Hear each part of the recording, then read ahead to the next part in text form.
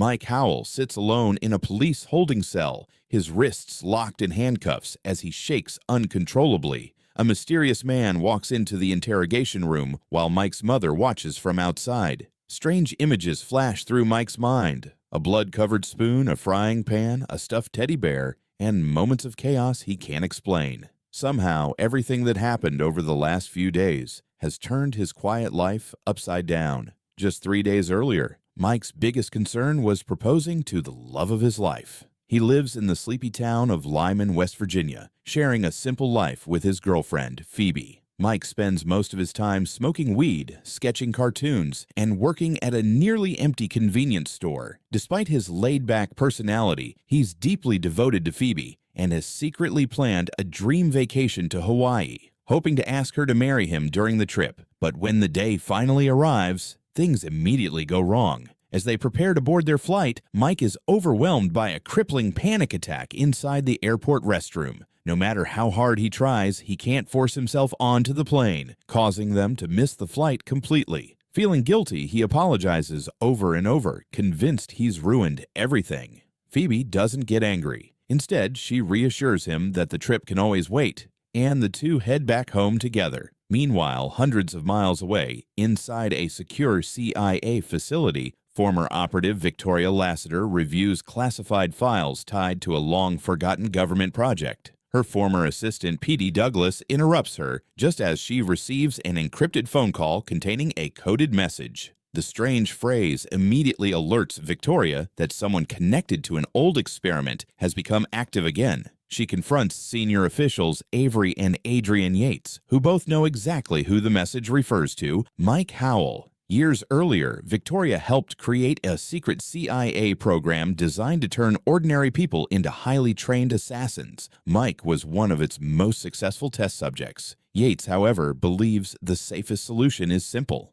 eliminate Mike before anyone discovers the truth. Unaware of the danger closing in, Mike and Phoebe spend the evening sharing a joint at their favored overlook above town. Below them, emergency crews remove a wrecked car that crashed into a tree. Completely stoned, Mike begins talking about the tree. He says it stood there for years doing absolutely nothing, until one day it finally mattered by stopping that speeding car. Then, in a surprisingly emotional moment, Mike compares himself to the tree. He worries that he's standing still while Phoebe's life keeps moving forward, and someday she'll realize she's wasting her future with him.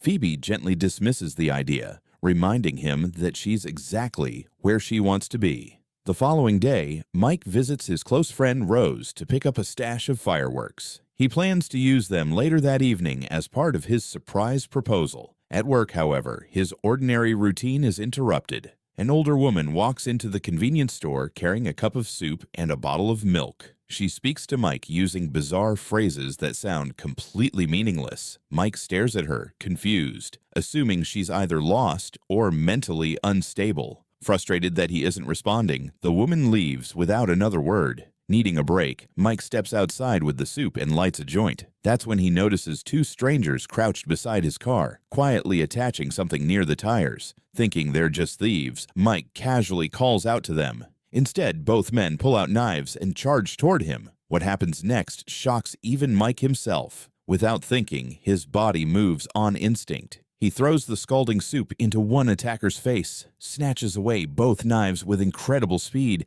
and effortlessly counters every strike. Before he can even process what he's doing, he's driven a spoon into one man's throat and turned the attacker's own weapons against them. Within seconds, both assassins are dead. Mike stands frozen, staring at the bodies, unable to understand how he survived, or how he suddenly fought like someone who'd spent a lifetime killing people. Mike stands in complete shock, surrounded by the bodies of the two attackers. His hands are trembling, and he can't believe what just happened. Moments ago, he was an ordinary convenience store clerk, yet somehow he defeated two trained killers without thinking.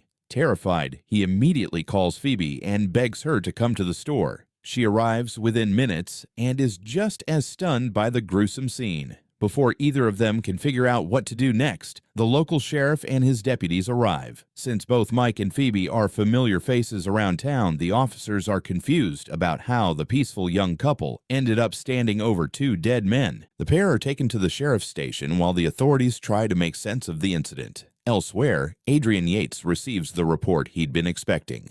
He instantly realizes that Victoria's mysterious words at the convenience store weren't random at all. They were activation codes meant to awaken Mike's buried combat instincts. Now that Mike's training has resurfaced, Yates knows the situation has become far more dangerous. Instead of bringing Mike in alive, he orders two elite operatives, Crane and Laffer, to wipe out everyone at the police station and finish Mike before he remembers anything else. At the same time, the entire town is quietly locked down under the cover of a fabricated public health emergency, preventing anyone from escaping. Back at the station, the officers have no idea what's coming. Without warning, bullets tear through the building as Crane opens fire from outside. Windows shatter, alarms ring, and deputies fall before they even have a chance to react. While the chaos unfolds, Laffer slips inside, heading straight for Mike's holding cell. Mike and Phoebe barely manage to escape as Laffer closes in. Working together, they catch him off guard long enough to trap him inside one of the empty cells before racing through the station in search of an exit.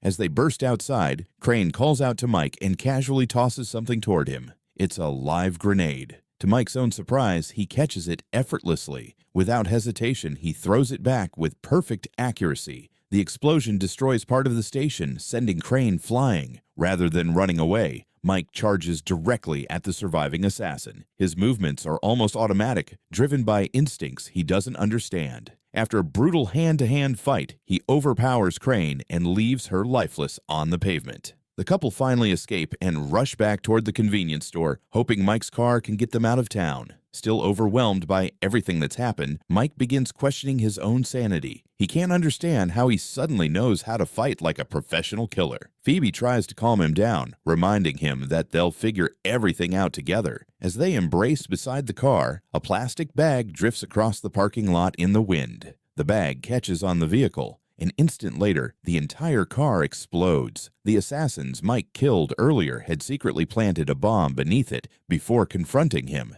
Had they gotten inside even a few seconds earlier, neither of them would have survived. Watching from afar, Yates refuses to give up. One failed team simply means sending another. He visits a secure transport carrying several dormant sleeper agents, operatives whose minds have been conditioned to follow orders without question. Among them is Laffer, who somehow survived the explosion at the station. Yates activates several of the agents and sends them after Mike. With no transportation left, Mike and Phoebe head to the home of Mike's closest friend, Rose. They hope the secluded house will buy them enough time to figure out who's trying to kill them. Rose is relieved to see them alive, but quickly becomes suspicious. News reports are claiming that Mike has contracted a deadly infectious disease and that the government has quarantined the entire town to contain the outbreak. The explanation sounds ridiculous to Mike, but it's convincing enough to keep curious neighbors away. Meanwhile, Victoria arrives at the destroyed sheriff's station and surveys the aftermath.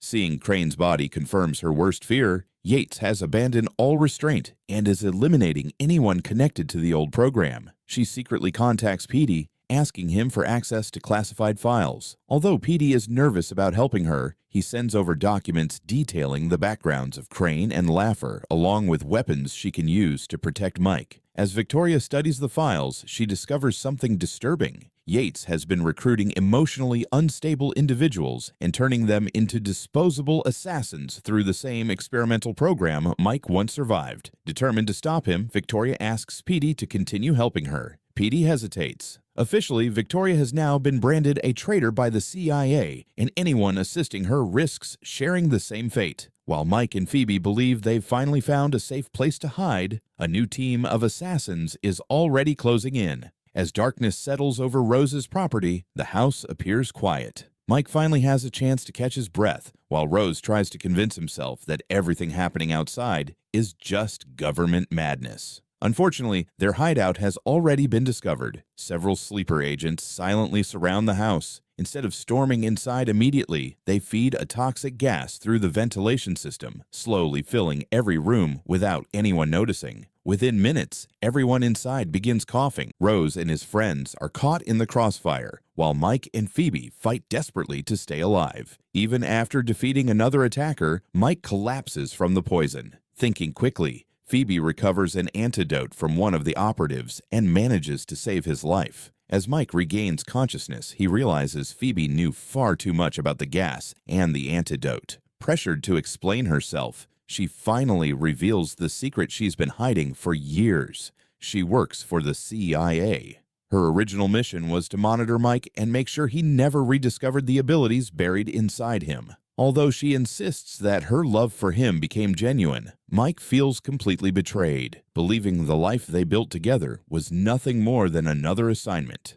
Before they can resolve their differences, another assassin attacks, sending their vehicle crashing off a bridge. Phoebe is captured, while former CIA handler Victoria arrives just in time to pull Mike from the wreckage moments before it explodes. With nowhere left to hide, Victoria finally tells Mike the truth about his past. Years earlier, he volunteered for a classified CIA experiment that transformed him into one of the agency's most effective assassins. When the program became too dangerous, Victoria erased his memories and implanted powerful fears to keep him trapped in his small hometown, hoping he would never become a weapon again. The revelations leave Mike questioning everything he thought he knew about himself, but there's no time to dwell on the past. More government operatives arrive at his house, forcing Mike and Victoria into another intense firefight. This time, Mike stops fighting his instincts and begins using them to his advantage, defeating the attackers with incredible precision while Victoria helps hold them off.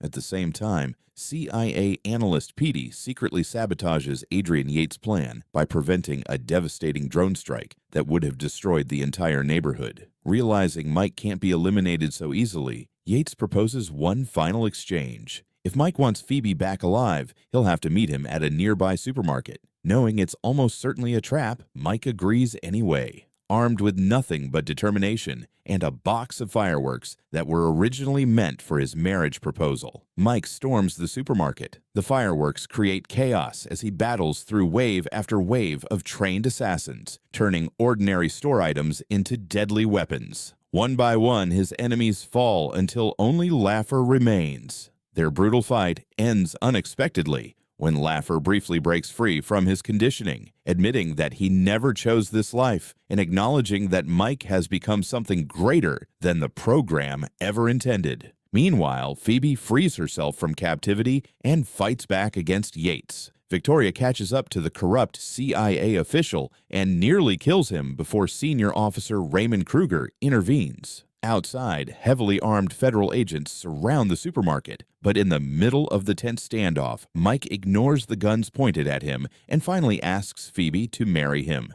This time, she happily accepts, only for both of them to be immediately subdued by the authorities. After the operation ends, Kruger decides that Yates' reckless actions have caused enough bloodshed. He executes Yates himself, while Victoria convinces him that Mike is too valuable to eliminate. 6 months later, Mike and Phoebe finally take the tropical vacation they had dreamed about from the beginning. Their peaceful getaway appears to signal a fresh start, but the peace doesn't last. Hidden cameras reveal that Victoria and Petey are still quietly monitoring them. Moments later, Mike is lured into an elevator where armed gangsters are waiting. Instead of panicking, he calmly studies his surroundings, ready to turn everyday objects into weapons once again, proving that although his memories may have changed, the world's deadliest sleeper agent is still very much alive.